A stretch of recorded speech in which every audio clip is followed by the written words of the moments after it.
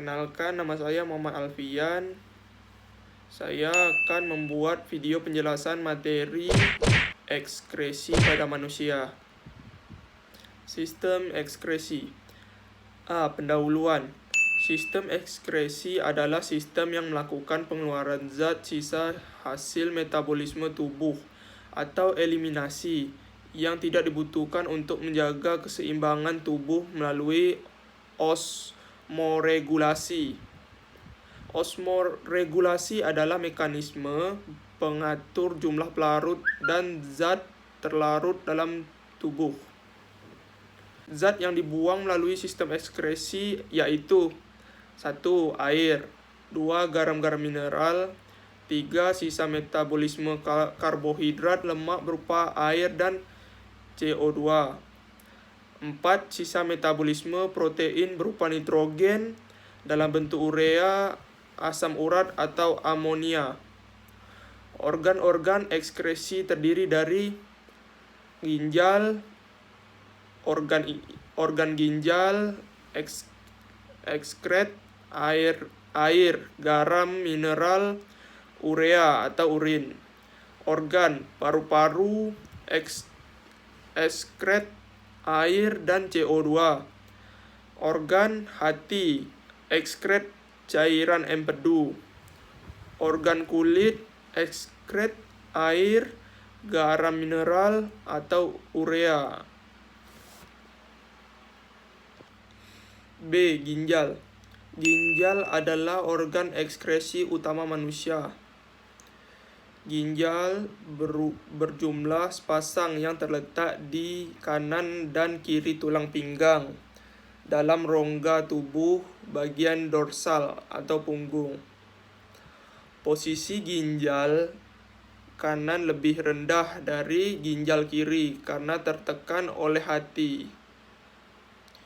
Ginjal tersusun atas 3 lapisan. 1. Korteks atau kulit ginjal. Tempat terjadinya filtrasi terdapat badan Malpighi. 2. Mendula atau sumsum ginjal. Tempat terjadinya reabsorpsi dan augmentasi terhadap tubulus ginjal. 3.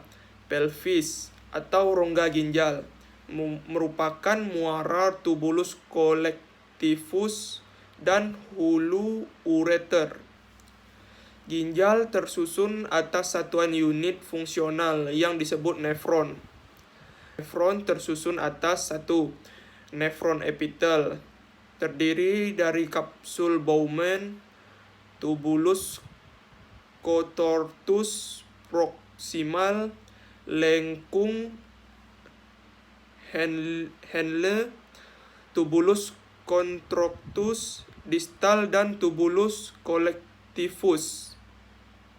2. Nefron vaskuler, terdiri dari arteriol aferen, arterion eferen glomerulus, dan kapiler peritubular. Struktur nefron. Badan Malpighi. A. Glomerulus adalah kapiler ginjal yang melakukan filtrasi darah. Urutan aliran darah sekitar glomerulus. Arteri renalis menjadi arteriol aferen menjadi glomerulus. Glomerulus menjadi arteri eferen. Arteriol eferen menjadi kapiler pritubular. Kapiler pritubular menjadi vena renalis. B. Kapsul Bowman adalah kapsul yang berfungsi menampung hasil filtrasi darah. Kapsul Bowman menyelubungi glomerulus dan memiliki dinding berlumen yang tersusun atas epitel pipih dan berhubung dengan TK proksimal. Saluran nefron. C. Tubulus contortus proximal adalah saluran nefron lanjutan kapsul Bowman yang melakukan reabsorpsi. D. Lengkung Henle adalah saluran lanjutan TK proksimal yang terbentuk lengkungan dan melakukan reabsorpsi. E. Tubulus contortus distal adalah saluran nefron yang melakukan reabsorpsi dan augmentasi. F. Tubulus collectivus atau pengumpul adalah saluran nefron yang mengumpulkan urin dari nefron-nefron ginjal. Tipe-tipe nefron. 1. Nefron kortikal, yaitu nefron yang hanya berada di ujung medula dengan lengkungan Henle yang pendek. 2. Nefron juxtamedula, yaitu nefron yang berlanjut sampai ke dalam medula dengan lengkungan Henle yang panjang. Mekanisme pembentuk urin. 1. Filtrasi atau penyaringan. Darah bertekanan tinggi masuk ke dalam glomerulus dan tersaring dengan tidak meloloskan sel dari protein darah. Filtrasi darah menghasilkan urin primer. 2. Reabsorpsi atau penyerapan kembali. Urin primer yang masih meloloskan zat penting akan diserap kembali oleh kapiler pritubular. Reabsorpsi terjadi pada TK proksimal, lengkung Henle, dan TK distal. Reabsorpsi dilakukan melalui dua cara, yaitu A. Reabsorpsi obligat, yaitu reabsorpsi yang mutlak terjadi, yaitu reabsorpsi air atau osmosis dan glukosa, asam amino, vitamin, dan mineral, atau transport aktif pada TK proksimal. B. Reabsorpsi fakultatif, yaitu reabsorpsi yang terjadi sesuai kebutuhan tertentu, yaitu reabsorpsi air di lengkungan Henle, TK distal, dan tubulus collectivus. Reabsorpsi urin primer menghasilkan urin sekunder. 3. Augmentasi atau penambahan. Urin sekunder kemudian mengalami penambahan zat seperti urobilin, H+, NH4+, dan urea. Penambahan zat-zat ini memberikan warna dan bau pada urin. Augmentasi menghasilkan urin tersier atau urin sesungguhnya. Faktor yang mempengaruhi pembentukan urin. 1. Hormon antidiuretik atau ADH.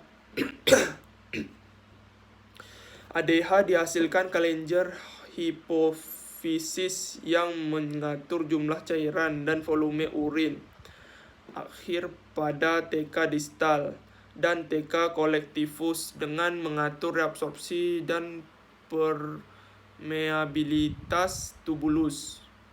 2. Zat diuretik. Konsumsi zat diuretik, misalnya teh, menghambat reabsorpsi air dan menyebabkan volume urin bertambah. 3. Suhu. Ketika suhu panas, respirasi sel meningkat dan cairan tubuh keluar melalui keringat atau dehidrasi, sehingga volume urin berkurang. Ketika suhu lingkungan dengan reabsorpsi sel menurun dan cairan tetap disimpan dalam tubuh atau kelebihan air, sehingga volume urin bertambah. 4. Jumlah air dan cairan tubuh. Warna urin disebabkan oleh adanya urobilin, namun kepekatannya diatur volume urin. Perbedaan cairan tubuh, dehidrasi kekurangan, kelebihan cairan berlebihan. Perbedaan produksi ADH, dehidrasi bertambah, kelebihan cairan berkurang. Perbedaan reabsorpsi air, dehidrasi meningkat, kelebihan cairan menurun. Perbedaan urin, dehidrasi pekat, kelebihan cairan encer.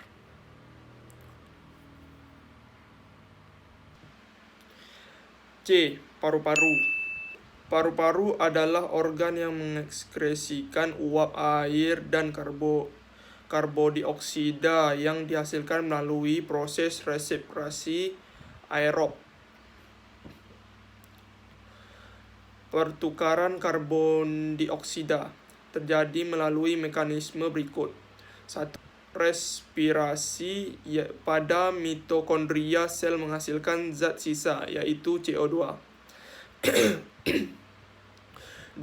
Karbon dioksida berdifusi dari sel menuju kapiler vena, lalu dibawa ke alveolus dengan 3 cara. A. Plasma darah. Setidaknya 5% CO2 larutan dalam plasma darah membentuk CO2 tambah H2O sama dengan H2CO3. B. Oleh hemoglobin. Setidaknya 30% CO2 membentuk karbominohemoglobin. Hb tambah CO2 sama dengan HbCO2. C. Dengan pertukaran klorida. Setidaknya 65% CO2 diangkut dalam bentuk ion bikarbonat. Menurut reaksi, CO2 tambah H2O sama dengan H2CO3. H2CO3 sama dengan H plus tambah HCO3 negatif. Ion bikarbonat kemudian keluar menuju plasma darah, bertukar dengan ion Cl negatif. 3. Karbon dioksida dilepaskan darah dan berdifusi melalui alveolus menuju paru-paru dan keluar dari tubuh melalui ekspirasi. D. Hati. Hati atau hepar adalah organ yang mengekskresikan zat-zat sisa melalui cairan empedu. Cairan empedu dihasilkan oleh hati dan disimpan dalam kantong empedu. Fungsi cairan empedu yaitu 1. Mengemulsi lemak. 2.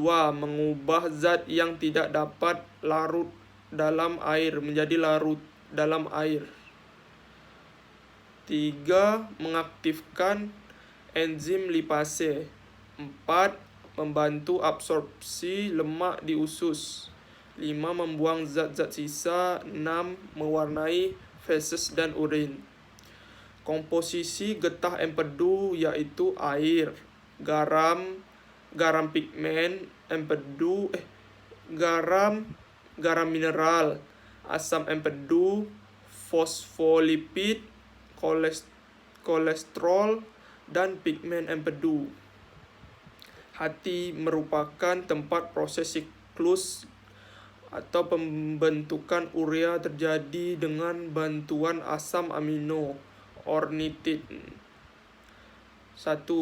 Amonia, karbon dioksida, dan ornitin membentuk citrulin NH3 tambah CO2 tambah ornitin sama dengan citrulin. 2. Sitrulin dan amonia membentuk arginin. 3. Arginin dengan bantuan enzim arginase akan diubah menjadi ornitin dan urea. Arginin sama dengan ornitin tambah urea.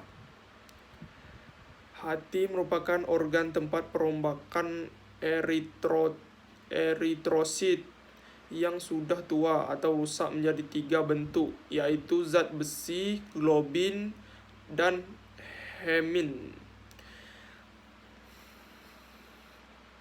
Mekanisme perombakan eritrosit yaitu 1. Eritrosit yang menjadi zat besi dan globin dibawa ke sumsum tulang menjadi bahan pembentuk antibodi hemoglobin dan eritrosit. 2. Eritrosit yang menjadi hemin diubah menjadi pigmen empedu. A. Bilirubin dibawa ke usus halus, lalu dioksidasi menjadi urobilin dan mewarnai feses dan urin. B. Biliverdin disalurkan ke kantung empedu dan menjadi pigmen empedu. E. Kulit. Kulit atau integumen adalah organ yang mengekskresikan zat-zat sisa melalui keringat. Komposisi keringat adalah air, garam mineral, atau terutama NaCl, urea, minyak asam, dan sisa metabolisme sel. Faktor yang mempengaruhi jumlah keringat: 1. Jenis kelamin. 2. Aktivitas tubuh. 3. Suhu tubuh dan lingkungan. 4. Makanan. 5. Kondisi kesehatan. Struktur kulit. A. Epidermis atau kulit ari. Jaringan epitel yang tersusun atas sel kulit hidup dan mati, yang terdiri dari 4 lapisan dari atas, yaitu stratum corneum atau kulit tanduk, lucidum, granulosum, dan germinativum. B. Dermis atau corium. Jaringan ikat yang di dalamnya terdapat kapiler darah, sel reseptor kulit, kelenjar keringat, kelenjar minyak, dan akar rambut. C. Hipodermis atau lapisan subkutan. Jaringan ikat yang di dalamnya terdapat kapiler darah, lapisan lemak, dan jaringan saraf. D. Pori-pori. E. Kapiler darah. F. Kelenjar keringat. G. Kelenjar minyak. H. Rambut. Fungsi kulit: 1. Alat ekskresi keringat. 2. Pertahanan tertular tubuh dari lingkungan yang merugikan. 3. Pengatur suhu dan pengeluaran air tubuh. 4. Tempat penyimpanan cadangan lemak. 5. Alat indera peraba. Produksi keringat oleh kelenjar keringat ada di bawah pengaturan hipotalamus dan enzim bradikin yang dirangsang oleh perubahan suhu darah. Mekanisme produk keringat pada kenaikan suhu tubuh: 1. Kenaikan suhu tubuh menyebabkan meningkatnya suhu darah. 2. Tubuh menormalkan suhu tubuh dengan vasodilatasi atau pelebaran kapiler darah di sekitar kulit sebagai tempat pengeluaran panas. 3. Epidermis kulit yang panas kemudian didinginkan oleh keringat yang menyebabkan suhu tubuh kembali normal. Mekanisme produk keringat pada penurunan suhu tubuh. 1. Penurunan suhu tubuh menyebabkan turunnya suhu darah. 2. Tubuh menormalkan suhu tubuh dengan vasokonstriksi atau penyempitan kapiler darah di sekitar kulit agar memperlambat pengeluaran panas. F. Gangguan pada sistem ekskresi. 1. Gagal ginjal. Gagal ginjal adalah kegagalan umum ginjal dalam membentuk urin yang menyebabkan penyakit lain. 2. Nefritis adalah peradangan nefron karena bakteri Streptococcus. 3. Anuria atau anuresis adalah tidak terbentuknya urin akibat gagal ginjal. Jumlah urin yang dihasilkan lebih kecil 300 mili per hari. Oliguria atau hiporesis adalah sedikitnya produksi urin akibat gagal ginjal. Jumlah urin yang dihasilkan kira-kira 300 sampai 500 mili per hari. 5. Poliuria atau diuresis adalah berlebihnya produksi urin akibat gagal ginjal. Jumlah urin yang dihasilkan kira-kira 2,5 sampai 3 liter per hari. 6. Diabetes mellitus atau kencing manis adalah penyakit yang muncul akibat tingginya kadar glukosa dalam darah akibat sedikitnya produksi hormon insulin. 7. Diabetes insipidus adalah penyakit besar dan sering buang air kecil karena kurangnya produksi hormon ADH menuju TK distal dan T collectivus. 8. Uremia adalah terbawanya urin ke aliran darah karena kerusakan nefron. 9. Edema adalah pembengkakan jaringan di sekitar kaki karena uremia. Albuminuria adalah tidak tersaringnya protein darah oleh glomerulus sehingga urin mengandung albumin.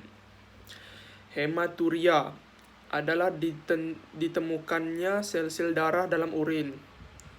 12. Glukoria adalah tidak tersaringnya glukosa dalam darah oleh glomerulus sehingga urin mengandung glukosa. 13. Batu ginjal. Batu ginjal adalah terbentuknya kristal atau endapan mineral kalsium dalam pelvis, tubulus ginjal atau kantung kemih.